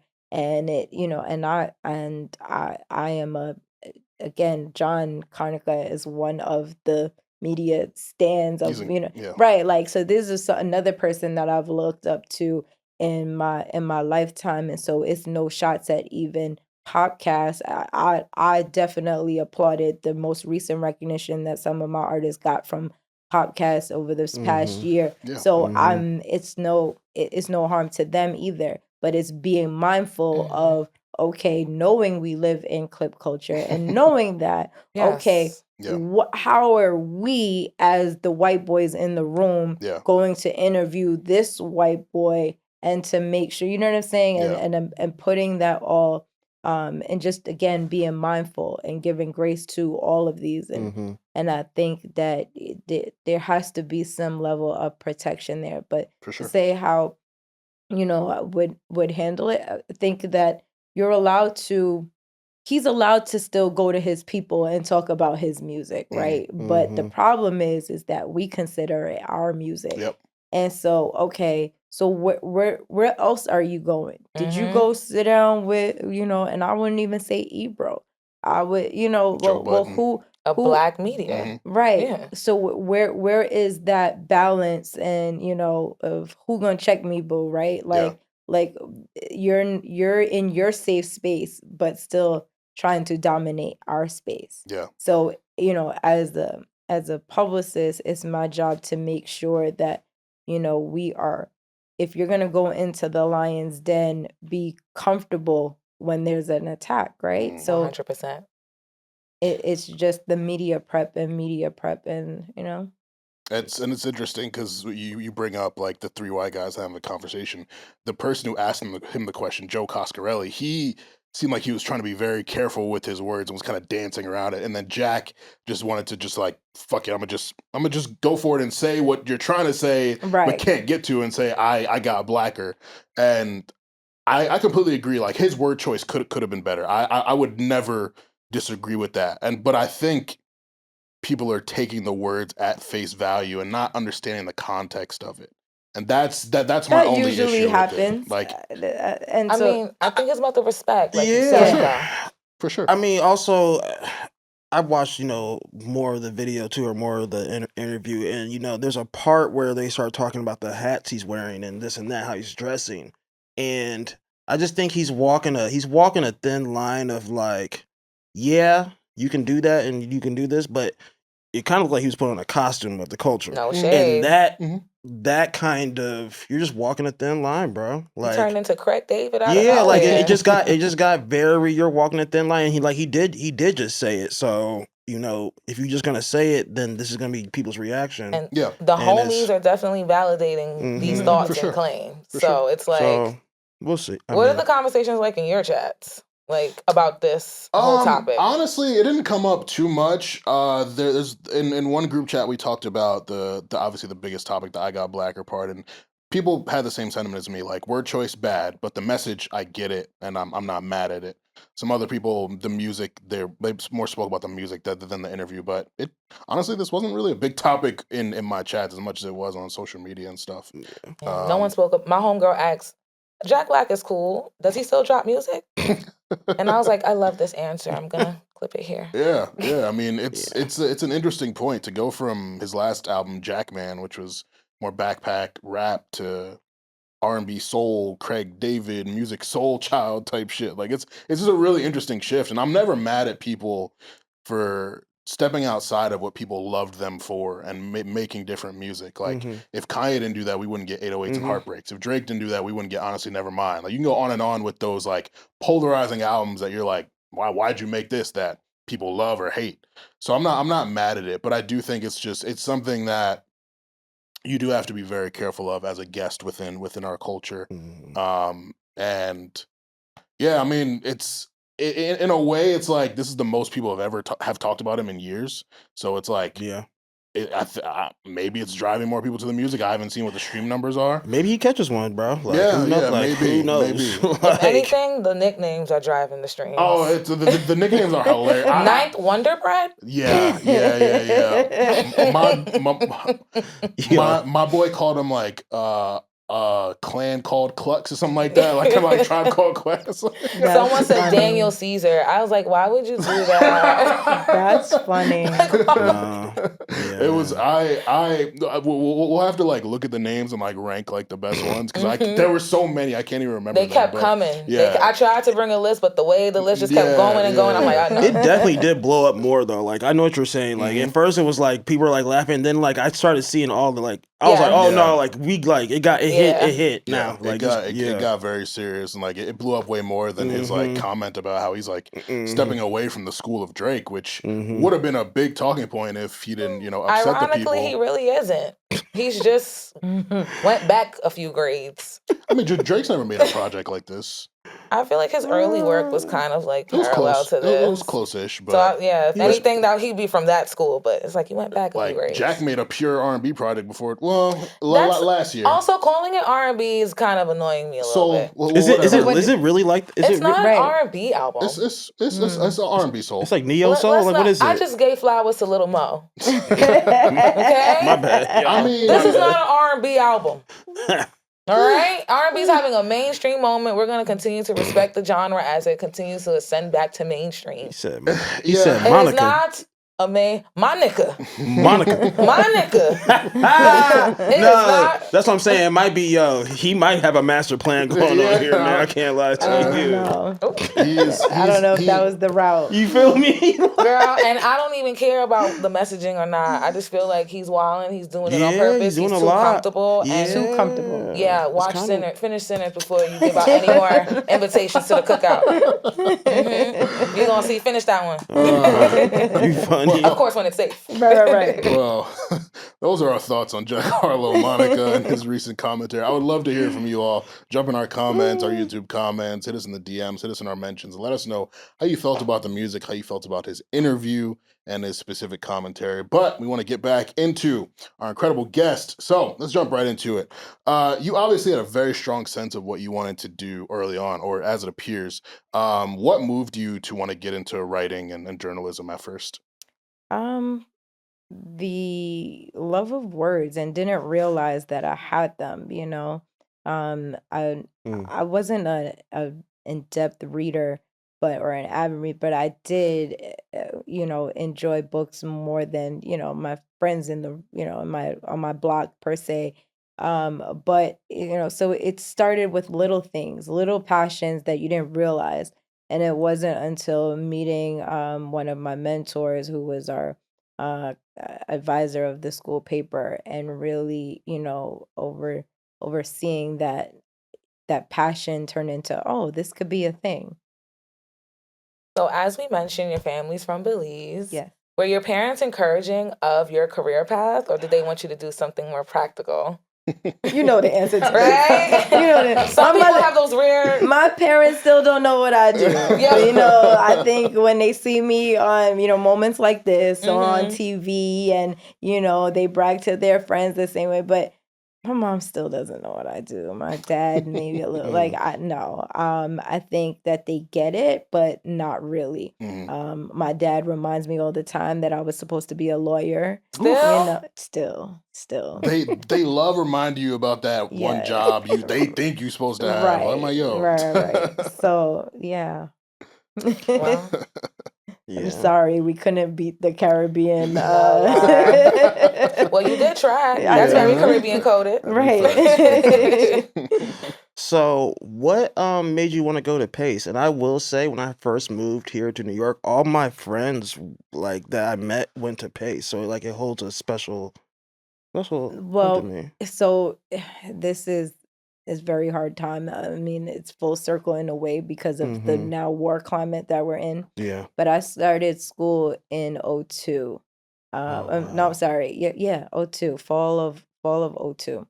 And so as I knew that, again, I wanted to go to school in the city. And at the time, and this is how telling it is, at the time there was only but so many schools in the city that had dorms. Fordham was one. I got into Fordham, but they didn't accept me for the Midtown campus. They wanted me to go to school in the Bronx.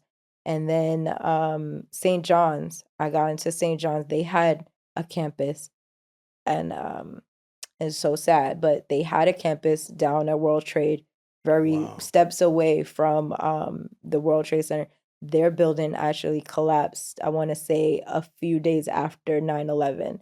And so their students, they either got to got to transfer to the Queens campus, or they were so many schools were supportive of each other. Pace opened their doors to a lot of the students that were at St. John's. That's dope. But again, I knew I wanted to go to school in the city because I was always thinking one step ahead of I know I want a school that has a lot of internship opportunities. And I was like, I don't want to compete in the summertime for these internships. So I'd rather intern throughout the year and go to school. And so it narrowed down my choices in that. And then it came down to money. Pace gave me the most money. Yeah. It was either, again, St. John's was in the running, but I wanted to be in Manhattan. So, with the school building collapsing and all that after World Trade, but it was a tough it's a tough experience, not necessarily the school, but again, not after 9/11 time and period, the energy That's a year crazy. later. You can and still smell it for a long still time. see it, can still Mhm. smell it. It was all of those things. Some of the, when you do like the campus visits, Mhm. a lot of the kids didn't come back. Like you imagine you send your kid away. Like I have bonus babies that are in college now, and imagine sending them to school and that happens. Yeah, that's You crazy. get your back here now. Yeah. You ain't going to nobody's New York. All Mhm. of those things as a parent, and we think about and it was hard being in school. And my major, I was a double major, political science and English, and so in my poli sci classes, you hear your classmates and they're talking about it from a national prism and point of view, and that's like, yo, dog. My cousin worked in that building. Right. My Right. aunt worked in that building. Right. Like I hear Right. you. We Mhm. going to war But for, relax. but this is home. This is close to This is home. home. Yeah. This is not just Mhm. a national conversation. This is a local conversation. Mhm. And all of that. So it was a time. Yeah. You were super involved on campus. My mom every so often likes to ask me like, would you do anything differently in your college experience? And so I want to bring it to you as you did so much. Like, is there anything you would have did differently? Do you feel like there's anything you missed out on? That is, yeah, I feel like I would have, going to a PWI, you find your people. You find your people, and there's not many of us, so we're still all connected. It's actually our 20-year and reunion this year. Again, dating myself. So are But you planning it? no, I'm Okay. definitely not, and I'm not sure I want to go. And I'm like, and my besties, they're like, why don't you want to go? I said, because I feel like I still talk to all the people that I would be reunited with. Yeah. Social media has kind of killed the reunion Right. thing. So bar. and Yeah. you asked if I would do anything different. I would have networked more outside of the comfort peer. Like I went Felt to that. school, Pace is predominantly known for its business school. I wish I had made more relationships outside of my peer group and really focused on my networking, in other industries that could be now helpful. Yeah, I agree with that. For I just sure. joined my alumni club for that very same reason. So Good shit. That's tight. very, see, that's tight. Mhm. very smart of you. Yeah. So we learned a lot about your internship experience, and I'd love to know, what are your thoughts on the new entryway to entertainment, especially going through everything that you've experienced and working with people like Cardi and Zeddy Will? Like, what is your take on the current landscape and how people enter the field now? Every semester we have at Legion, we have at minimum of 5 interns to as much as 12. Hmm. It varies. What I can tell you is that the only people that are memorable are the people that did the extra. Like, the people that fixed the problems or that even had the want to be. I remind my team constantly that they are giving the opportunity that most big agencies don't give them. Yeah. You're not having access to any real work, any clients at the caliber that we have. It just doesn't happen. And I think the young people today, they're just trained to do book work.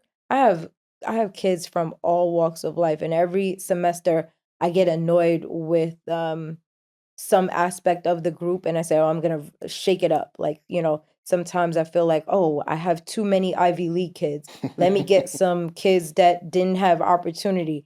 And then I remember, oh, well, with college comes structure. Yeah. And This is why. right. And so I try to mix it up. But the common theme is that, students get trained for book work. Yeah. Yeah. And I think the transition from it being book work to real work doesn't resonate as much with them. And maybe it's because of the pandemic. I know with, again, with my bonus babies and seeing them grow through the pandemic, even my son who was, I want to say in pre-K, it doesn't really affect him that much because that was his development stage anyway in that way. But the older kids, the kids that were, from that junior high age through high school, those are the ones that are having the issue across the board. It isn't a zip code thing. It isn't a demo thing. It isn't a race thing. It's just them. So I'm trying to tell myself, remember what I said about grace. Hey, it was a bar. It's not an easy thing It's not an easy thing to do, though. Because you got business to handle. You got business to handle. And at the end of the day, I tell them all the time, it's going to get done with or without you. Yeah. So make sure it's with you. Type that part. But during the pandemic, a lot of them seen people blow up on social media. So they probably feel like the internship route is optional or not necessary anymore. Like, what are your takes on that? I would tell them that guess what? It still takes work. People, even my son right now, it's so crazy to hear all the kids when you ask them what they want to be. I want to be a YouTuber. I want to be a streamer. Exactly. And my son is right there with them. I remember I was tickled. I can't say I was embarrassed, but because it wasn't that. It was just I took my son to Fashion Week one year again just to expose him and things like that. And there was a reporter that came up to us and she's like from the Washington Post and she's interviewing my son. I said, what do you want to be when you grow up? And he's like, a YouTuber. So he was on it. He made his whole channel and everything. But it's such like a phase. Like, he hasn't asked me to post on his channel because you're only allowed to, I think, post at 13. So he would ask me to post on it. And so now we're at dinner with Zeddy one day and he's like, asking Zeddy to critique his stuff and all that. And yes, it is the awe, but it's just like, I remind him, I said, Zeddy posts 3 times a day. Okay.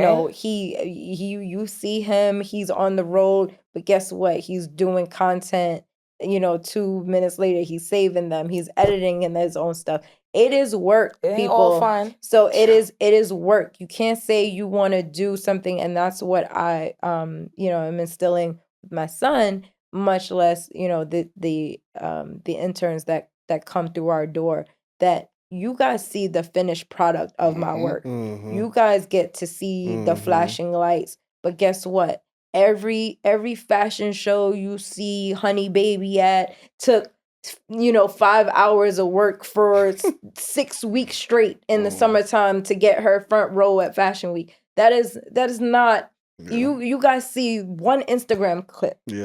You didn't see the research that had to be getting. Guess what? This person doesn't work at this agency anymore. Doesn't handle, this fashion line anymore. You have to do the research, find them, make sure that update her bio, remind them because they're not of culture who Honey Baby is, why she needs to sit front row. But all of these things just for you to see a reel of me at front row with Honey Baby, and you think that's all I did. Right. That's crazy.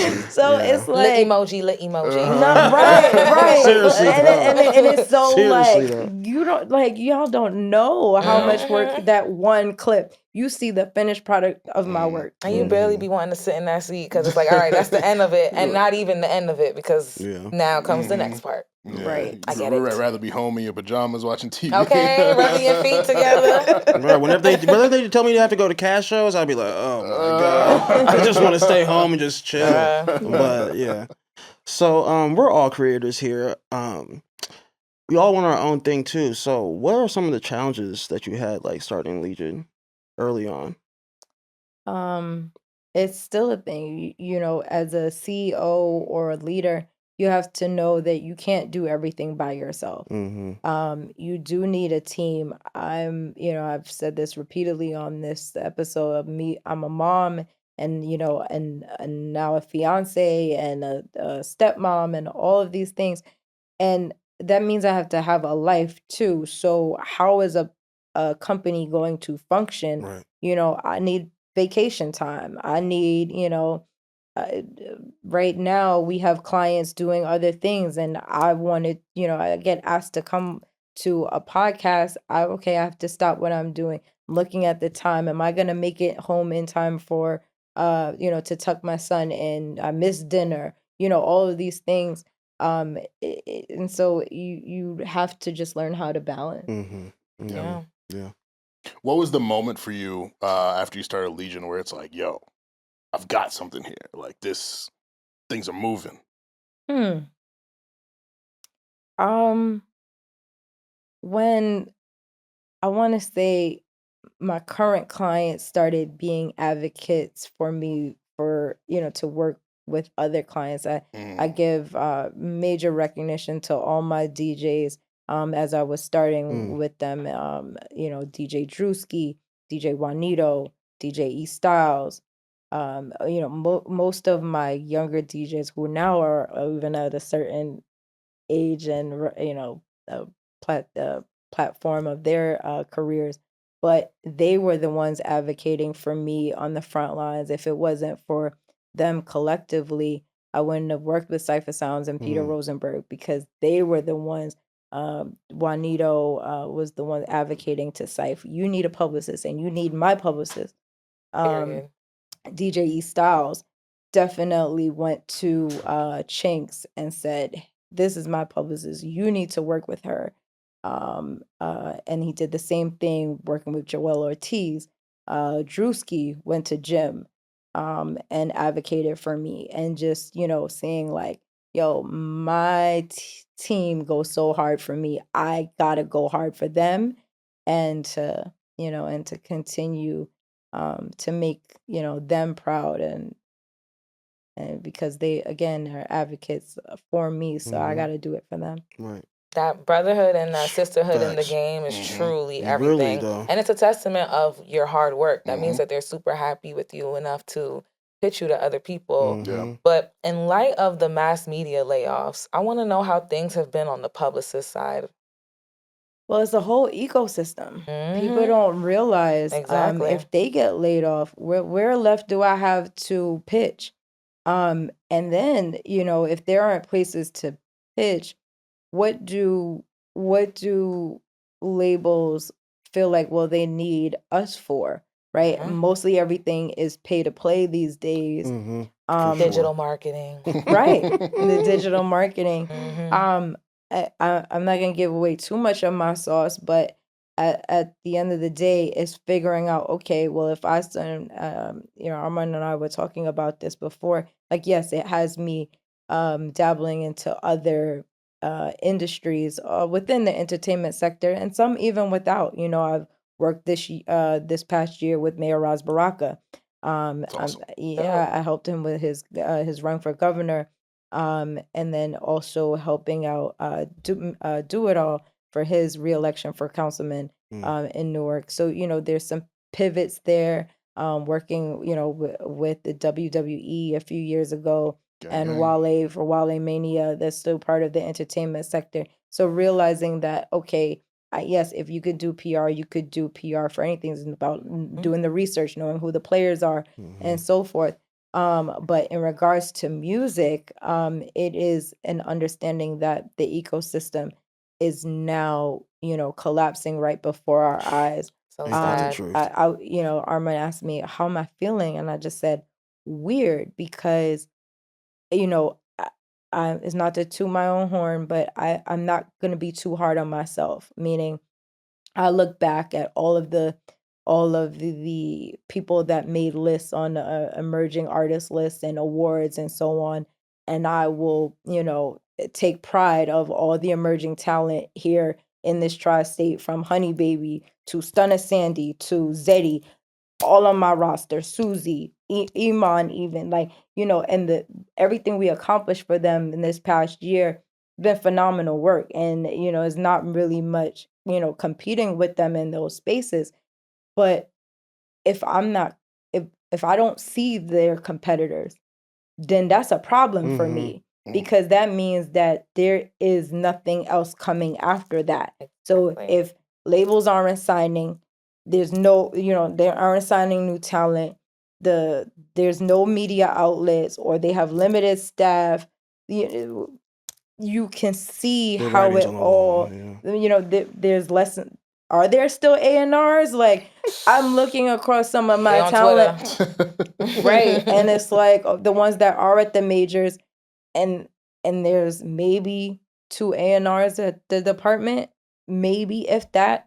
And if that's the case, then again, it's all a trickle down. Like, and I'm blessed enough to have worked with the majors to the indies, and it's the same across the board. It's not one particular label that's having trouble. It's all of them. Mm-hmm. I guess for Yeah. all of us, man. Yeah. Right. Shit is wild. Yeah. Out here. But I have to say, I've watched, and this is where the creativity comes up.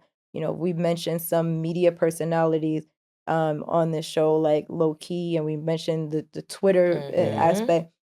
I've watched my generation of peers make jobs for ourselves. Yep.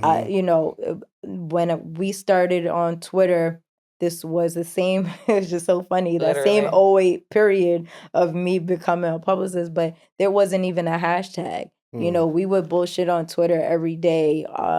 Low Key, Chris Fox, all of us would just Kaz. We would set trending topics every day intentionally, and then it wasn't until every Tuesday. Right. And then, there was one particular campaign where Diddy wanted to be the first person that had 1 million followers on Twitter. And so it was follow Diddy. And then here go me and my friends all saying here, the Ray Holidays, the Tracy G's, all of us, it was unfollow Diddy because blah, blah, blah, blah, blah. trolls. And yes, and created that first hashtag. And it was, again, the kids right fresh out of college, and so that's why I'm not too hard on the interns that come through my door, because they should be the creative one. They don't have the pressures of life attached to them, and you should be as creative as you can be. But proud to say, out of that, now people have freaking jobs for social media. Yeah. My friends, we were just bullshitting on Twitter. All of y'all got jobs, you know what I'm saying? And good jobs, and co-host position, and Tracy, Kaz, Low, like all the blogger kids, like all of us, and thankfully are doing well for ourselves. And we said we would all be on the Oprah's couch together. We went from jumping on couches to sitting. Full circle. Right. But the point is like, is out of these times of like not being opportunity, because again, the traditional books were closing at that time, and we felt like we made it. That's where the blog era came from. So we made these positions for ourselves. And so to watch my media friends now going through this again, I will encourage everyone. I see everyone doing their, Substack and all of that. And then even, the podcasts and whatnot. We're going to be all right, because, it's just, the pressure makes diamonds, right? So we did through it. We've been through it with the first crash of media, and we'll get through it again. It's just people like me got to be 2 steps ahead and making sure I know how to fit in and put some messaging behind it, and hopefully be at the top of the ecosystem. I felt all of that. Yeah. Absolutely. Yeah. So you've won quite a few awards over your career. What's your most dear? Like, which one do you hold most dear? What's important to you? I guess because again, me being a fan of so many media personalities, the one that still is like, oh my gosh, Sway. Sway, mentioning me a few years ago during Women's History of like some of the, women behind culture. And it's like, and I was the first group of like, he does it every year, but I was one of the first, and I had recently met him within the past 5 years or so of my career. And this is someone that I used to watch religiously every day on MTV and thinking I was going to be a journalist. And so those type of things mean so much more to me because it's a repeating word, but the validation from people you've looked up to your entire, life, that really meant something to me. So thank you, Sway. I appreciate you. Shout out to Sway. Sway is a real one. Real He legend. always shows love, that's and he cool. remembers Absolutely. faces. Absolutely. Love that. Legend. To close, obviously we've talked a bunch about your career, but I want to get into you as a person and being a mom, like everything you have your hands in. When you have time to yourself, what are some things you like to do for fun, some things to wind down, to get your mind off of the craziness of entertainment? I am definitely a Netflix and wine on a Friday or Red or you know, white wine? Rosé. Okay, period. I'm still a bubble girl. But what do I mean, I mentioned I am a runner, so I still do that. It is crazy time, but I do work out 5 in the morning every day. My neighbors, we have a good little clique of us that participate in this boot camp that one of my neighbors initiated. She's a fitness trainer and she gets us all into shape. And so just finding those times for like my time, because especially as a publicist, you give your time to everyone else and then you still have your personal life. So finding those moments for yourself is key. Yeah. But wine and jump season is approaching, so you gotta get that stamina up. Right, You know? right. Well, what are you watching on Netflix right now? Actually not on Netflix, but I just finished watching what's the one, The Cross? On Prime? Yes, on Prime. I love it. Yes, People are complaining about it. I'm like, it's good to me. No, I finished the first season. I'm on you on season 1? No, I finished it, but I'm on episode 2 of the new one now. Okay, let me know when you finish. Yeah. I won't say anything. Okay, good. So yeah, I'm through all of them, but I call them all Netflix. Right. That's the saying. Netflix Right, and chill. exactly. Prime and chill don't got Right, to exactly. It's not the same syllables. Right. It's not. To actually close, but we asked this question a couple weeks ago.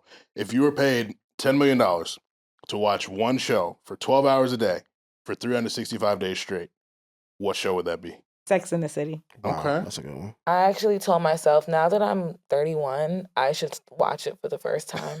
Oh, well, I go through my moments. I mean, HBO is just the classics of HBO. Mhm. Again, as a writer, so like even The Wire, but Sex in the City is no arguments from me there. But everything of HBO in that time frame of my youth and to now, there's no questions asked. So Right. yeah. Amazing.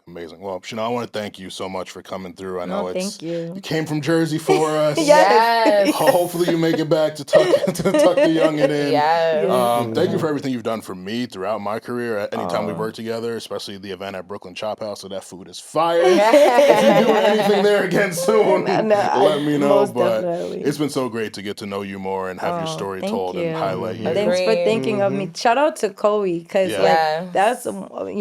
that's one of the young ladies that I actually I wish that I had more time to mentor her in the way that I would like to, because I do reach out, but you can't be at every step for everyone. But I'm so proud of her and all her achievements, and Absolutely. I said that from the beginning, like about making our own platforms, but achieving so much that she has in the past few years. And if it wasn't for her, there wouldn't be, and I said this repeatedly, there wouldn't have been an Ice Spice without Talk of the Town. And for her to be supportive, especially in her era, there wasn't many platforms that were supportive of emerging artists, especially drill. Oh yeah, absolutely. And so, she was right there with me as I was working with Shai K and Bandman Real.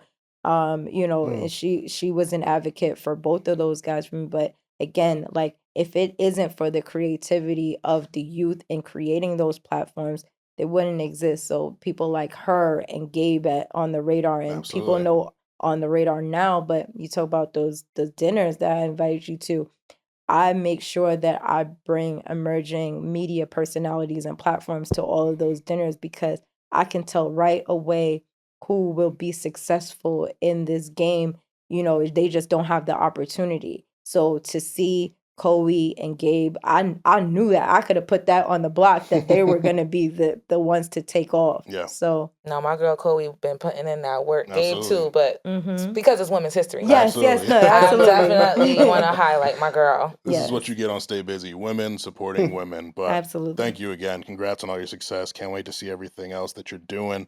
Listeners, hope you learned something. Hopefully, you gained some insight.